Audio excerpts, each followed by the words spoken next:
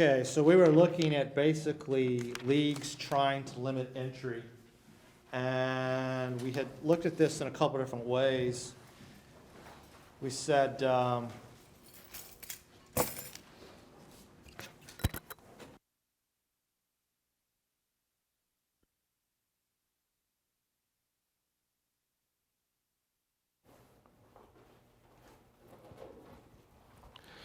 we saw this example with, say, Allentown, Pennsylvania, right? Where in essence they've got all of these other teams around the area and they cannot get a team in their local area because it would diminish the market power of all of these other teams. We also saw that we have an incentive basically to keep out rival leagues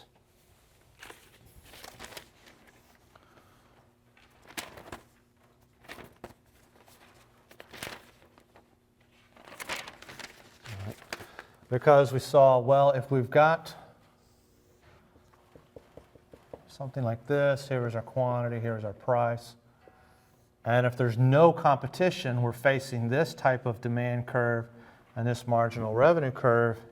And if we have lots of competition, if we allow other leagues to form, then we would face this demand curve. So here'd be our demand curve, say, with other leagues. And without that, here would be, say, our demand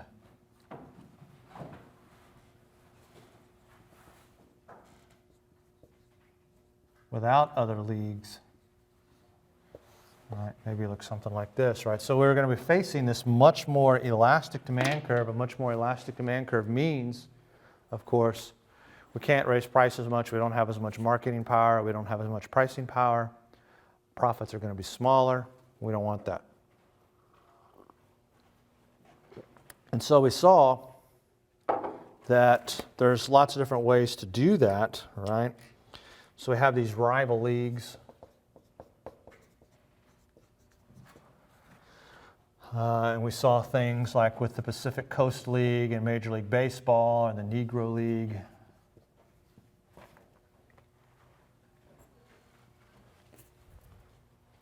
There's actually a museum to the Negro League. I think it's in Kansas City.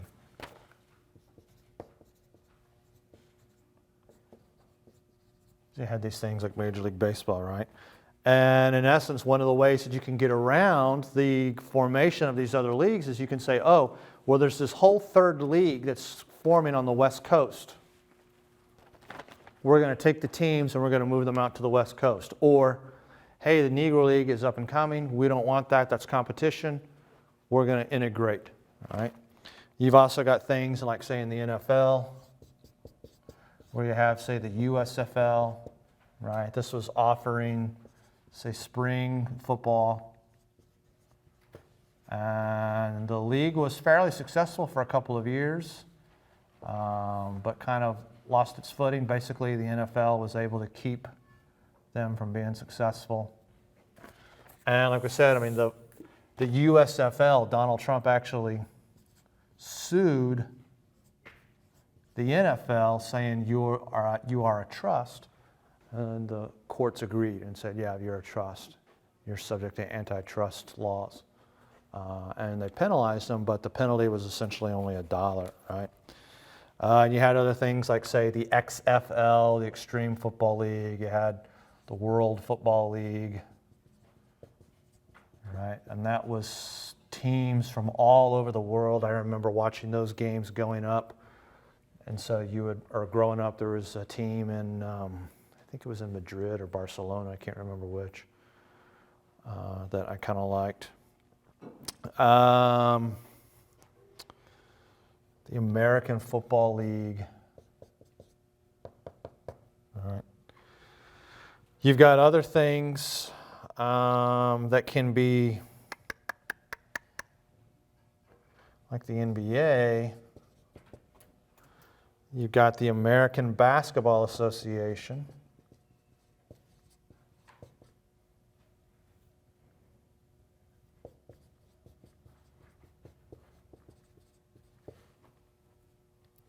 This is from 1967 to 1976. And one way to get around them is basically to absorb some of the teams, which is exactly what happened. So we actually take the good teams, we absorb them, let the other ones die off, right? You've got women's basketball.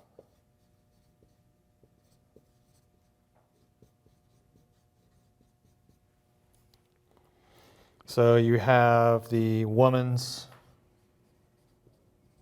professional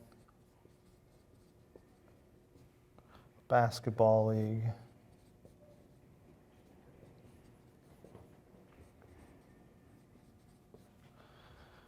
Right, the WPBL. This thing lasted 3 seasons. 78 to 81. All right, where the most successful team only lost $700,000. Well, how do we stop women's basketball? How do we stop the women's professional basketball league? What do we do? If we think there's a market for women's basketball, we'll create the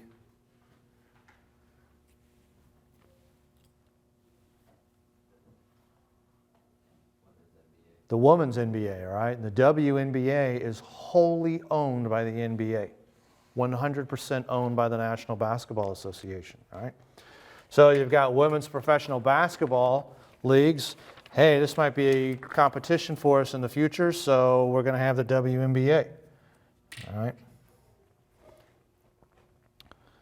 right. Or you got things like hockey.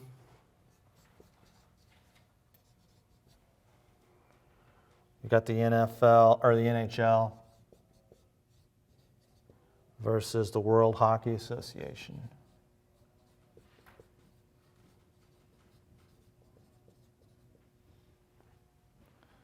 All right. And once again, partially absorbing some of these teams, same thing that they did in the NBA, right? We're just absorbing some of the competition. Same thing with hockey. So basically with these rival leagues, we want to keep out the competition. We want, when people think football, we want them to only think one football, NFL. When we think Major League Baseball, we want them to only think Major League Baseball. We don't want them thinking of the U.S. Baseball Association, right, or anything else like that, whatever it is that it might be. So we can see here that these leagues can preempt lots of potential entry.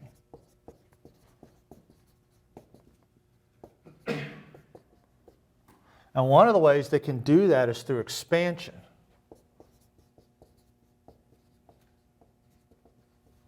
Right? That's one of the reasons why they continue to have games for NFL games in London. They're trying to ensure that you don't have a rival football league forming in Europe. Well, one way to do that is to have NFL games in Europe, right? And there's talk, although it would be somewhat impractical, it would have some problems. There's talk, though, of having a team in London, a National Football League team in London.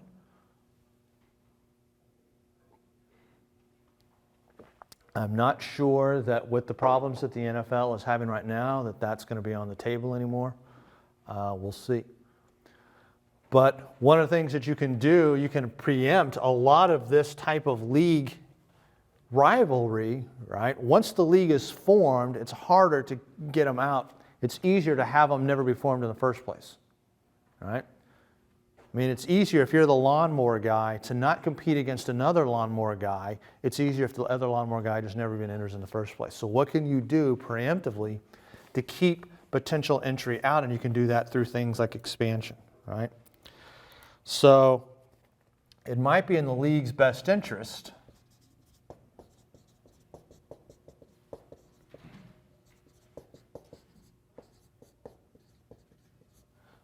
to expand, to kind of fill all these slots, right? Because if you've got empty cities, then you've got potential markets.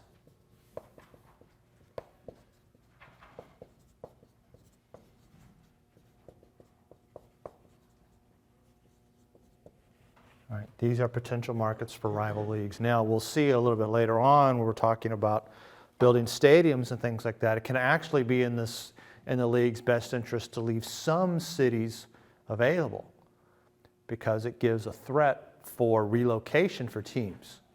And we'll see how the league and the teams can use that. So expansion here has some benefits and it has some costs.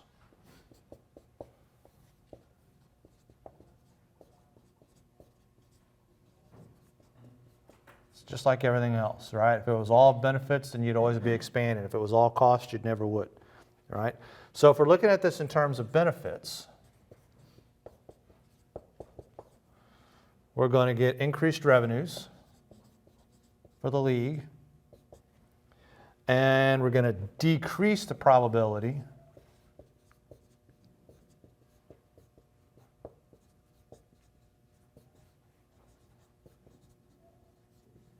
of another league forming, right? Kind of goes to this idea of first mover advantage if you've had industrial organization, right? Industrial organization, we're talking about first mover advantage, is the first company that moves into a market has an advantage. It gets basically brand recognition. It gets a lot of these cost advantages. So if there is a Major League Baseball team in Springfield, Missouri, that has brand name, and then another rival league tries to form and put a team in Springfield, who do you think which type of those two games do you think people are more likely to go to? The Major League Baseball game in Springfield or the rival league? Let's call it the U.S. Baseball Association, the USBA, all right? There's the team. They've got 10 teams. Well, people are going to go to the Major League Baseball games. They've got that first mover advantage, right? So having these expansion teams decreases the probability of these other leagues forming, right? It's harder to get other leagues to form. But it also has some costs.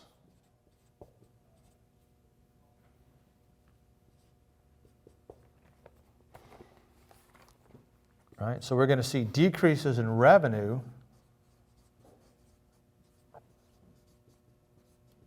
for specific teams. And you have decreased bargaining power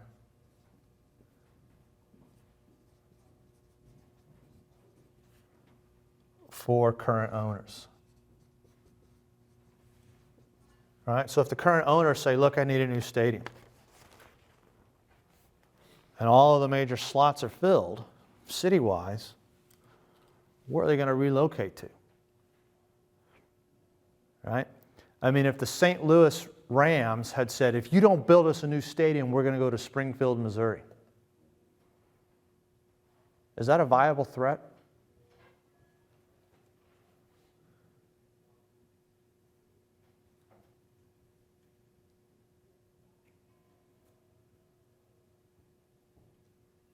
An NFL team in Springfield, Missouri, is that a viable threat?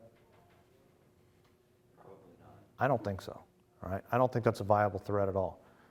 If Jerry Jones goes to the people in Texas and says, build me a new stadium or I'm going to Springfield, Missouri, they know that guy ain't moving to Springfield, Missouri. He's not going to make as much money as he makes in Springfield, Missouri as he does in Dallas. It's not a viable threat, right? So you've got things like LA, which used to not have any NFL teams for a long time, and the NFL could use that and say, look, you build us a new stadium or we're going to go to LA. People would say, oh crap, that's a viable threat. It's the second largest market. There's no team there. There hasn't been a team there in a long time. That's a viable threat. And all of a sudden you got two teams moving there at the same time. Interestingly enough, now that bargaining power for current owners has been diminished because they can't say, well, build me a new stadium or I'm going to go to LA, because there's not going to be three teams in LA. They can't viably say, I mean, I guess they could say, build me a new stadium or I'm going to go to St. Louis. The St. Louis market wasn't that great anyway. I mean, I guess you could move to St. Louis, but the Rams weren't really making a whole lot of money here. So expansion has some benefits and costs, right? The more we expand, the smaller individual team market share is, and the less bargaining power we have to basically get what we want out of city and local governments, right? So we can, in essence, have some kind of expansion fee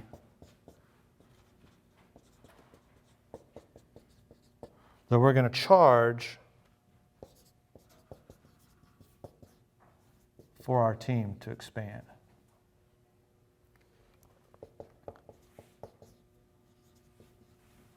So in essence, what you've got here is you've got a fee to enter this market that's essentially set by the people that are already in the market.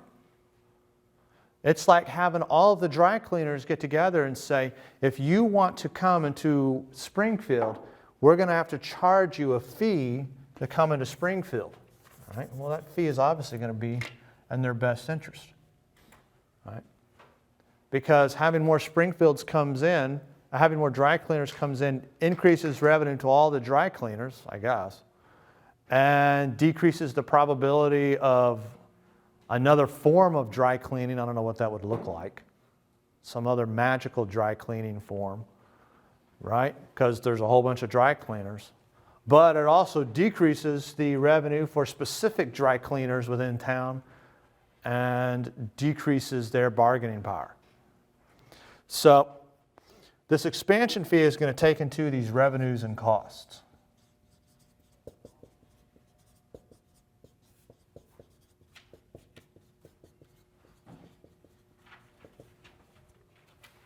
Now we're looking here at the net present value of this guy, right? So we're going to have the summation here, I equals 0 to t.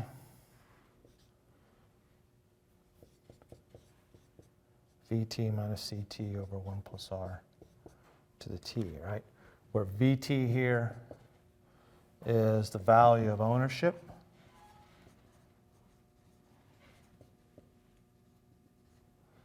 Ct are the costs.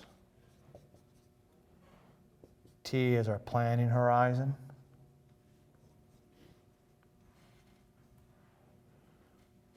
R, of course, is our interest rate.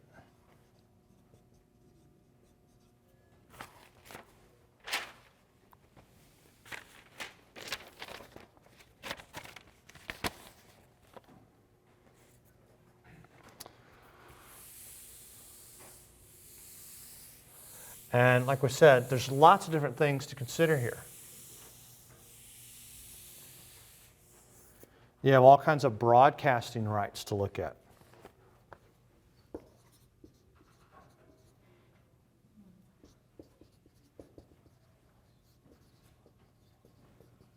So let's assume, for example, that Oklahoma City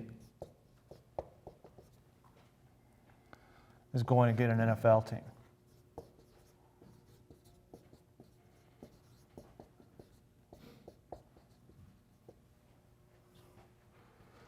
You're going to see an increase here in the amount of football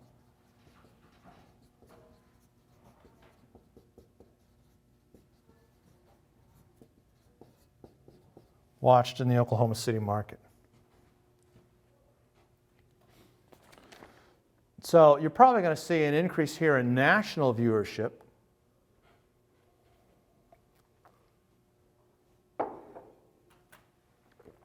But it's this net effect that's important, right? Because you want to know, in essence, what's going to be this marginal change in viewership.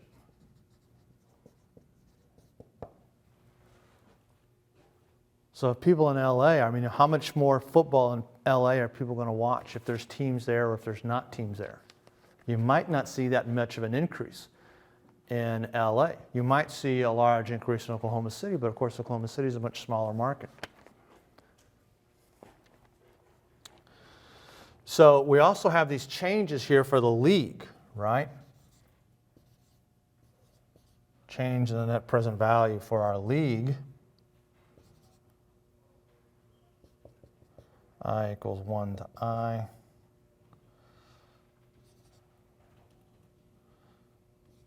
T equals 0 to T. VIT minus CIT 1 plus R to the T, right? Where here, now we're looking at these I's are the individual teams.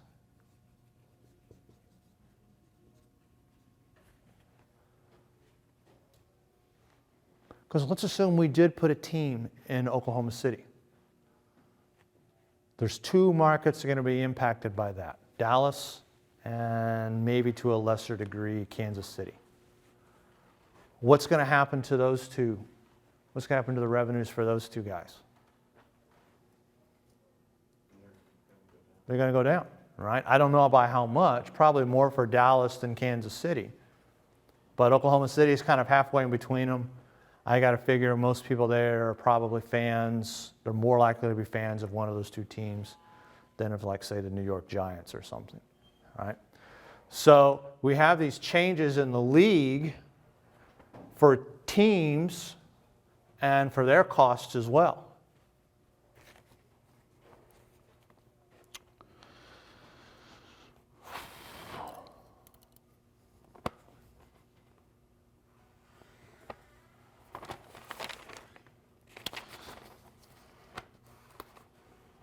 So we're going to have this change in the net present value of our league.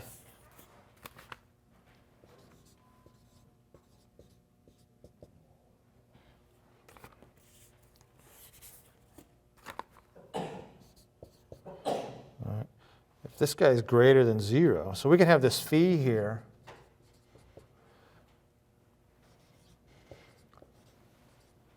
Be equal to the net present value of our expansion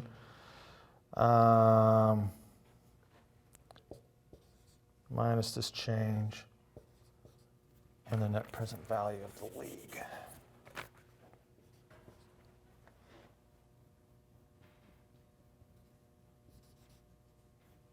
Okay, so here's our fee.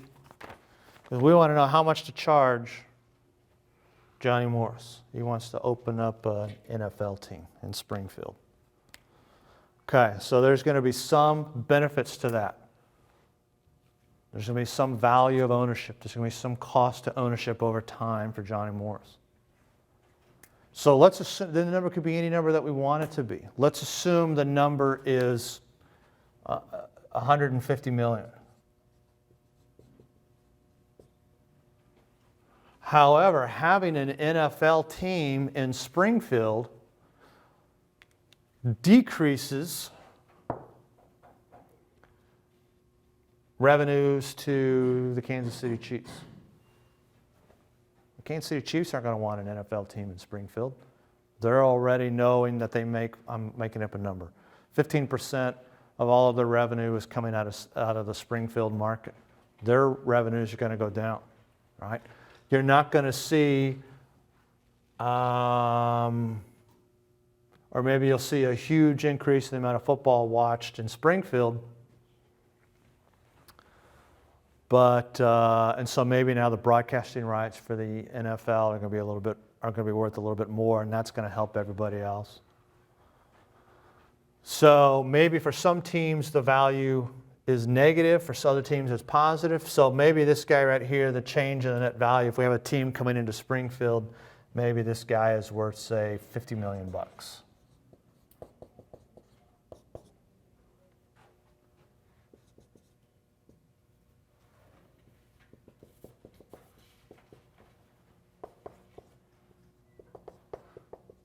So we should have a fee somewhere here of about $100 million. Of course, the NFL owners are going to want the fee to be higher or lower. Higher, right? I mean, they're going to say, oh, no, we're not going to make $50 million from you moving into Springfield. We want the $150 million. And Johnny Morris will say, I'm not paying $150 million. It's worth $150 million to me, but you're getting $50 million more. right? I'll pay you $100 million. So you know that the fee is going to be somewhere between these two values.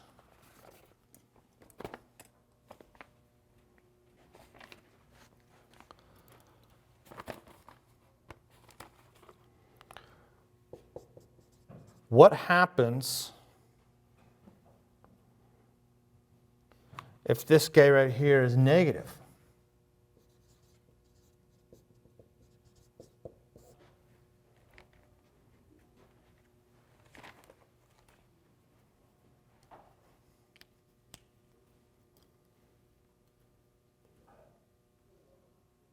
Let's assume it's negative 75 million.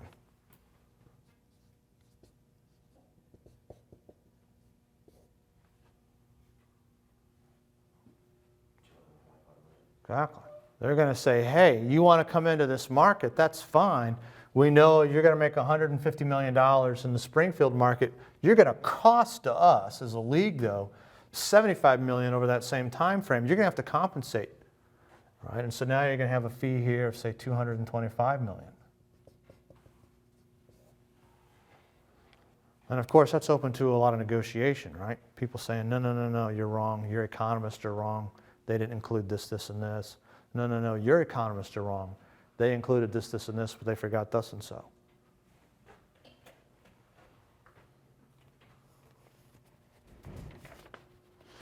So in essence, what you see here is you see the league, in essence, trying to get the net present value of these profits to the owner.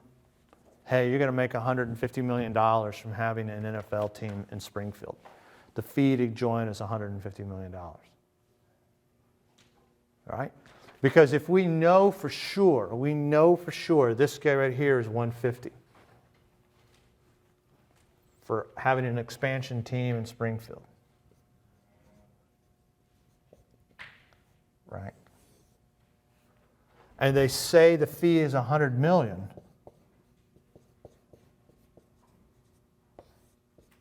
What would you do?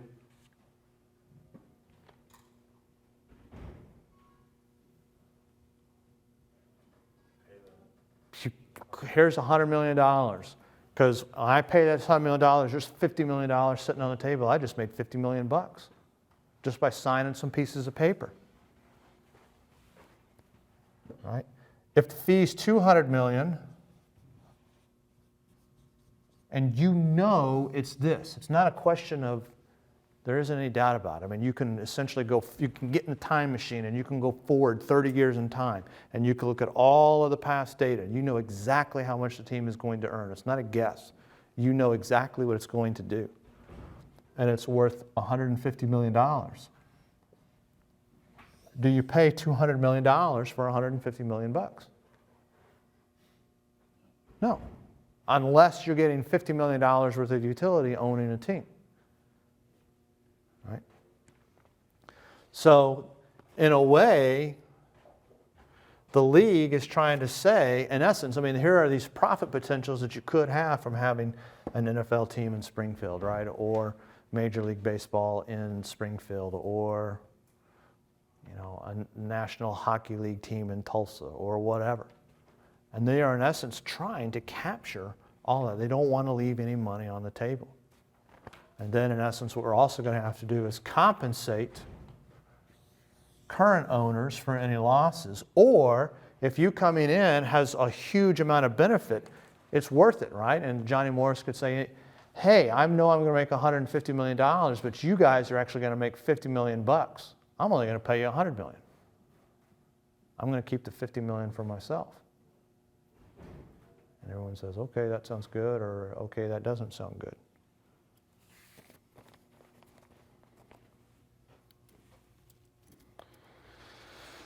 So in the expansion fees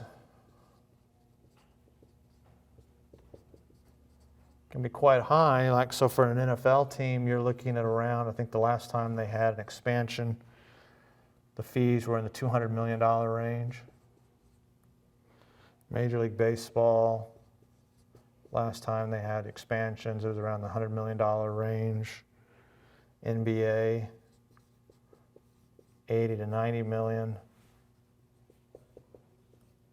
Hockey, 36 million.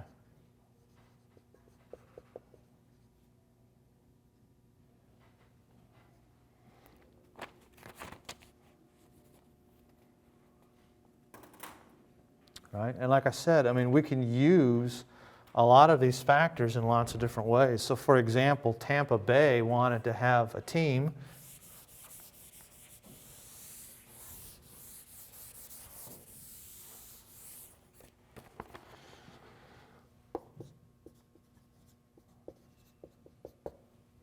so they spent $200 million on the Suncoast Dome. Right, this was finished in 1990. But they didn't get an expansion team. The expansion teams in that year went to Denver, the Denver Colorado Rockies, and Miami. What's the Major League Baseball team in Miami? Marlins, yeah. So we got the Marlins and the Rockies. Those were the teams that got the expansion team. You had the Chicago White Sox basically said, hey, there's this new $200 million stadium down in Tampa. Give us a new stadium. We don't get it, we're going to move. Well, is it the Tampa Bay White Sox or the Chicago White Sox? It's the Chicago White Sox. They got their new stadium.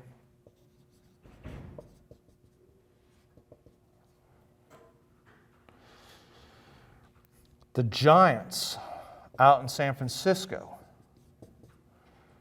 threatened to move. They said, we want a new stadium. And they had a vote on it. The vote lost. They actually lost the vote.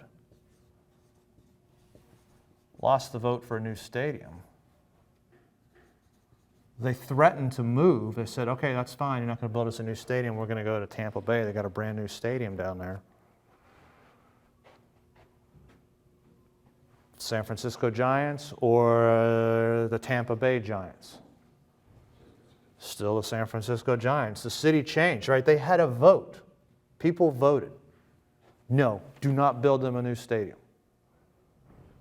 San Francisco Giants say, you guys said no, we're going to go.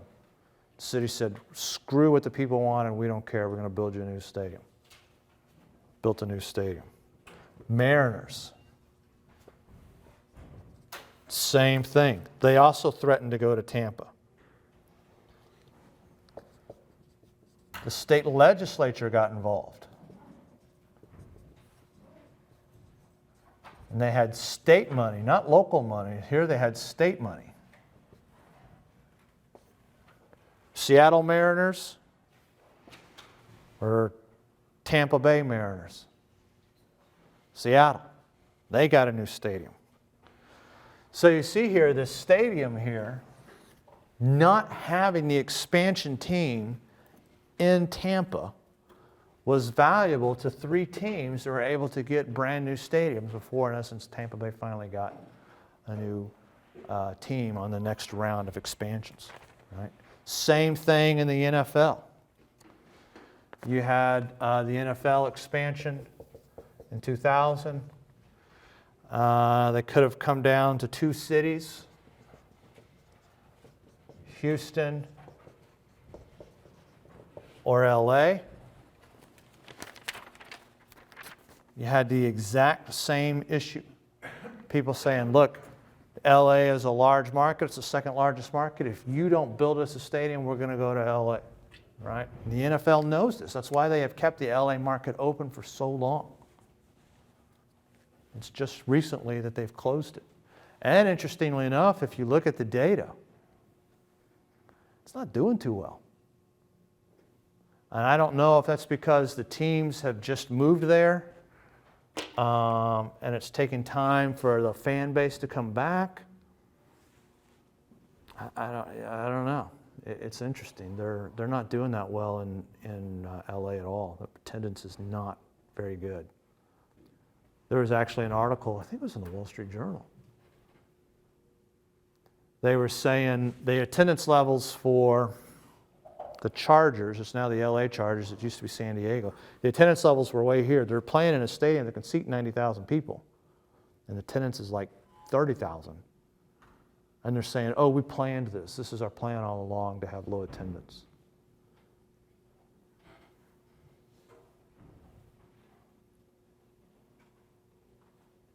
Does that sound stupid?